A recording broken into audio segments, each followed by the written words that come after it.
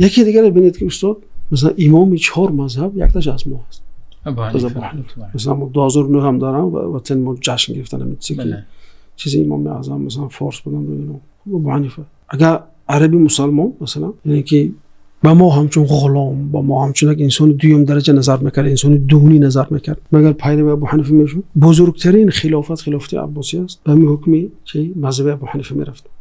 تصور کنید یعنی یک جو شندگی نیست که مثلا یک آمریکایی رفته از اون مردمی تهجایی مثلا سرخپوست خودش علم گرفته باشه یا اونها با خود همراه کرده باشه، لیکن اینا وقتی اومدن مردم محلی از اونها پیش دستی کردن، از اونها پیشروی کردن در علم و در همه چیز در دانش. یعنی که ببینید ابو حفص کبیر، مرغینانی داریم، فرغانی داریم، اسروشانی داریم، خوجندی داریم، خطلانی داریم، فلانی داریم، یعنی حصاری داریم یا شومانی داریم، همگی یعنی که از ملت‌های اصطلاح شده بودن به اصطلاح.